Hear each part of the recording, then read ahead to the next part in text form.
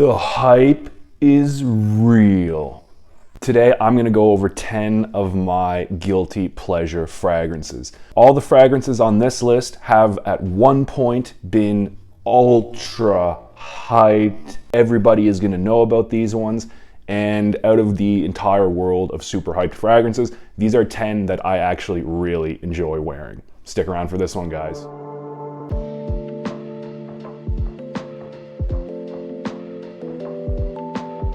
Hello everybody, coming at you today with another list video. This time it's going to be 10 ultra hyped fragrances that I actually enjoy. I actually really like wearing them. They're my guilty pleasure fragrances. So you probably won't learn anything new from this video. I am willing to bet that everybody watching has heard of all 10 of these fragrances. A couple of these might not be as talked about right now as they were, 5 years ago when they came out, for example. But I'm willing to bet you'll have heard of all of these. Now I'll tell you, a lot of these fragrances are considered juvenile, maybe a little bit synthetic, ones that aren't going to impress a true fragrance aficionado, let's say. But not every single fragrance is created to impress a fragrance aficionado. But some other ones on this list are actually pretty good quality. They've stood the test of time. So just because a fragrance appears on this list doesn't necessarily mean it's lower quality or super juvenile. Anyway, without any further ado, let's get into this list. So number 10, it's going to be YSL Eau de Parfum version. I still really enjoy wearing this. The main notes in this one are going to be green apple, juniper berry, and amberwood. So there's a definite sweetness to this coming from the green apple and definitely the amberwood in the bottom. The amberwood is a synthetic compound. It smells kind of like a woody bubblegum. Very popular, at least it was very popular in the 2010s. There was a big trend of blue fragrances, aquatic fragrances. Amberwood prominently featured in a lot of those, like Invictus, for example. And this one is no exception. But this one does have a fresh zinginess to it. There's the green apple and the juniper berry. The juniper berry adds a kind of fizziness. If you've ever smelled gin before, the fizziness coming off the gin in the top, that's coming from juniper berry. Very well-known fragrance. Some people might call it a little bit juvenile. Sure, I guess I can see where those people are coming from. But you know what? At the end of the day, it's super versatile. It smells really good and it has great performance. I think this one works well in the spring, just as well as the high heat of summer. Also works well in the fall. I mean, hell, you could even wear this in the cold weather of winter if you wanted to. Nothing much more I can say about this one, YSL EDP. We all know it. I personally think it's a really good fragrance and I enjoy wearing it immensely. Fahrenheit Eau de Toilette by Dior. So if you're into the fragrance game at all, you have undoubtedly heard of this fragrance. It is famous for being one of the first really masculine fragrances to prominently feature a floral note that's coming from the violet leaf. So the main notes in this one, of course, going to be that violet leaf. There's also a lot of leather and mandarin. So this one here at one point was extremely hyped, but it was hyped before I was even born. This one came out in 1988 and it took the world by storm. It's a classic fragrance. It's one of the most hyped of all time. It's one of the highest selling men's fragrances of all time. And it's just, there's such a distinct masculinity about this. I think if you spray this on, you're automatically just gonna grow a beard and chest hair, honestly. But you know what? It's on this list because a lot of guys in the younger generations, even a lot of people my age, I'm only 28, a lot of people think this is a little bit cheesy, a little bit over the top masculine. Maybe this reminds some people of their parents or their grandparents. I don't know. There's a lot of reasons why some younger generations think this is a little bit cheesy and, just overtly masculine, kind of obnoxious in a way. But I love this one and it's super solid. If you're a fragrance collector, you know. Fahrenheit EDT by Dior. Next one's gonna be Wanted by Night by Azzaro. So the main notes in this one, cinnamon, mandarin orange, and tobacco. There might be a touch of incense in the background and there's a touch of amberwood in the dry down here. So this one here, is definitely leaning towards the more juvenile side, I would think, even though it has tobacco, even though there's like a touch of incense.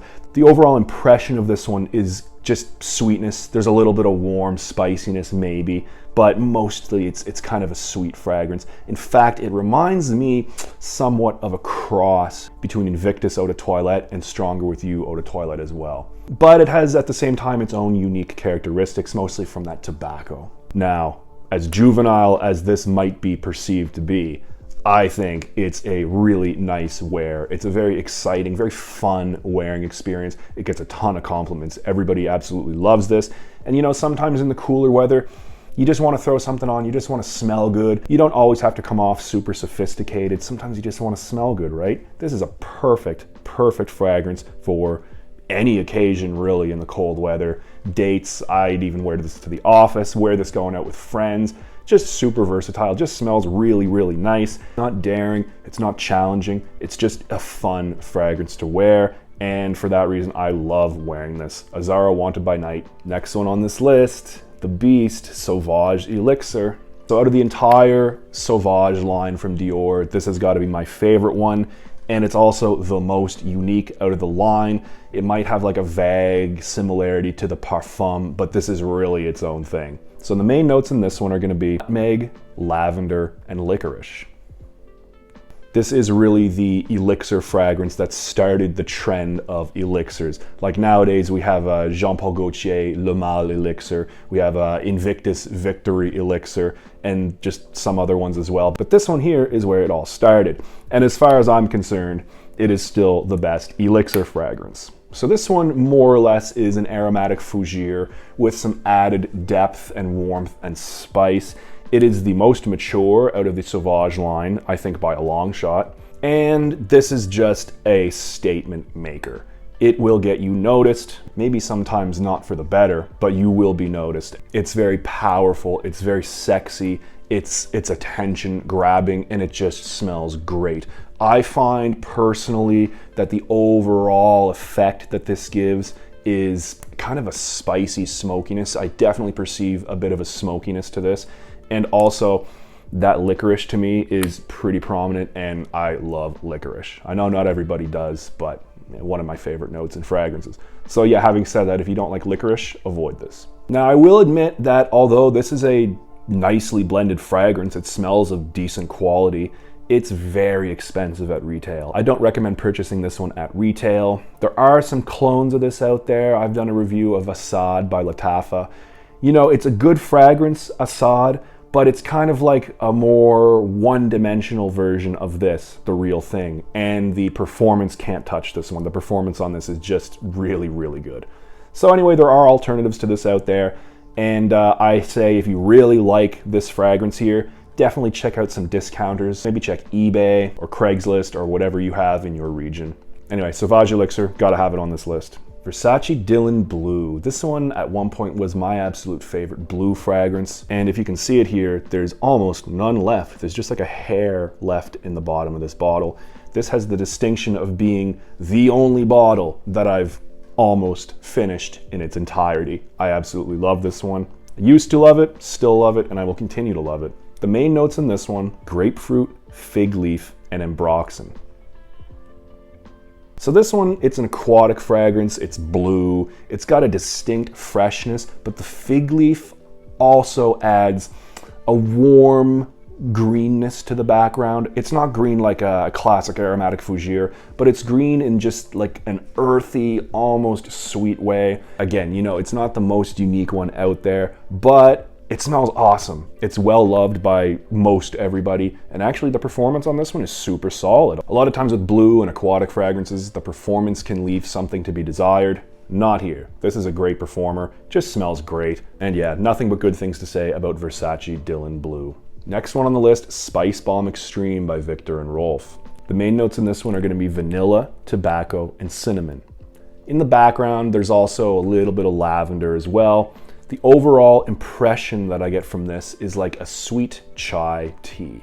This one is absolutely phenomenal for colder weather. It should be a staple in your collection for your winter months if you're a fragrance collector of any level. I think just about anyone can appreciate this. It's mass appealing, yeah, but it's interesting. Spicy, sweet, yes, but it's a very good quality fragrance, especially the vanilla. Out of the entire realm of designer fragrances, the vanilla in this one is, I think, some of the very best. It's sweet, yeah, but it's not cloying, it doesn't get syrupy. It maintains a sort of refinement. It's accessible, yeah, but there's also a gentlemanly vibe to it. I think this can straddle the line between juvenile and mature. It doesn't really lean too far in either direction as far as I'm concerned.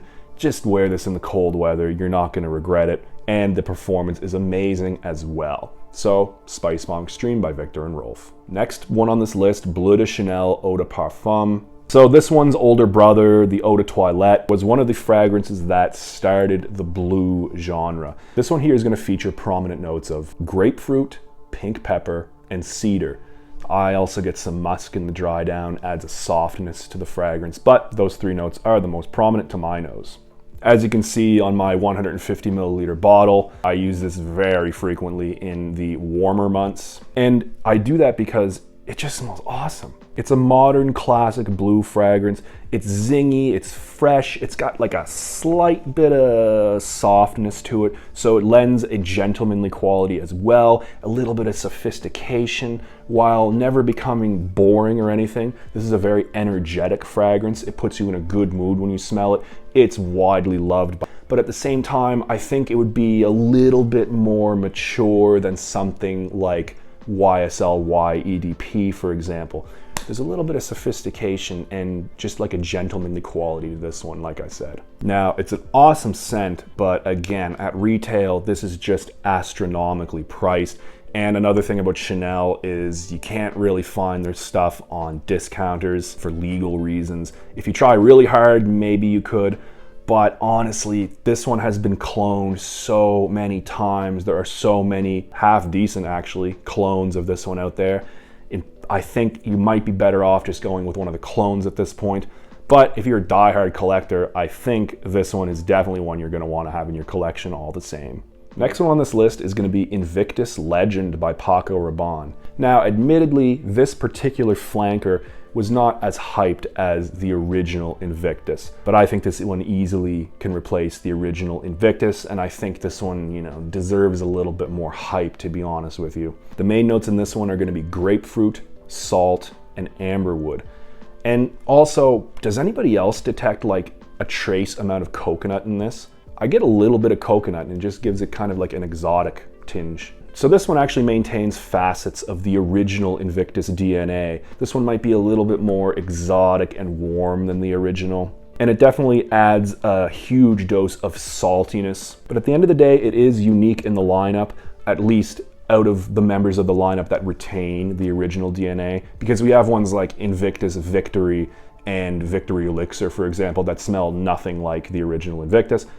This one here, though, maintains that original DNA. I think it improves upon it. This is my favorite of the line. And honestly, if there existed someone on this earth who hadn't heard of the original Invictus at all, this would be the first Invictus fragrance I would recommend to that person. Although that's impossible because everybody has heard of Invictus at this point. But yeah, this is my favorite of the line. It does things a little bit differently than the original while still maintaining that DNA.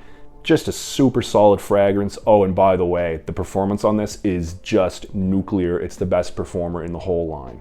The penultimate fragrance on this list, Tom Ford's Ombre Leather Eau de Parfum. I'm gonna take things in a bit of a darker direction now. This one here has main notes of cardamom, leather, and jasmine sambac.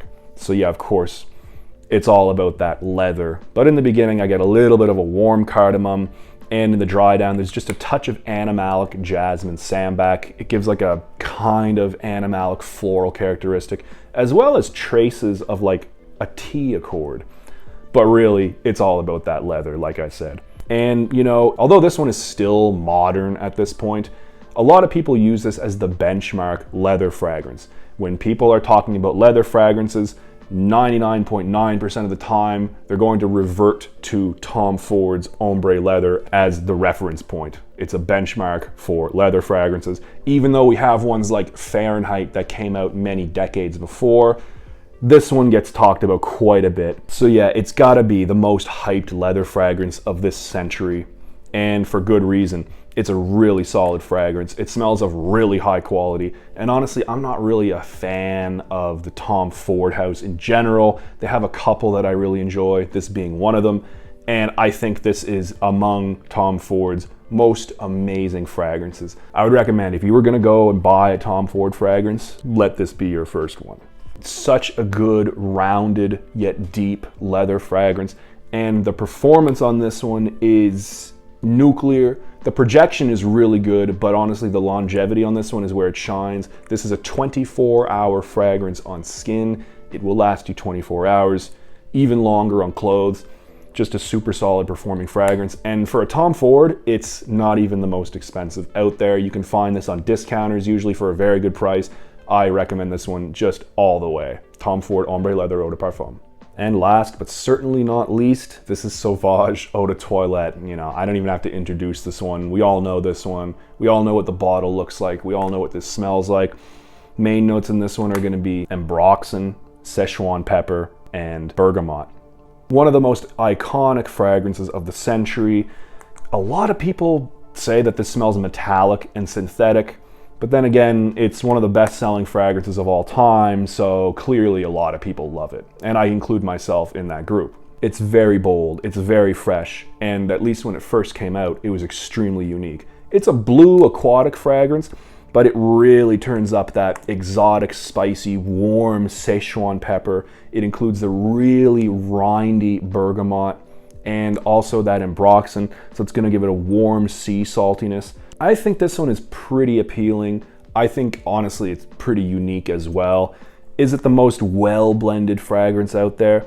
Maybe not. But I have to say, I honestly do think this smells pretty unique. You know, the three notes that are most prominent, bergamot, the Szechuan pepper, and ambroxan, those exist in a lot of other fragrances, but I feel like no other fragrance does it just the way it's done in this fragrance here. I feel like a lot of times people just hate on this one because it's so famous, so well known, you know, but it's a bestseller for a reason, and I absolutely love this one. So guys, that's been my list of 10 guilty pleasure fragrances, fragrances that at one point or another were super hyped. And yeah, I love all these fragrances. Let me know in the comments what you guys think. What are your guilty pleasure fragrances? Anyway guys, I'm gonna cut it there for today. Until next time, keep it real.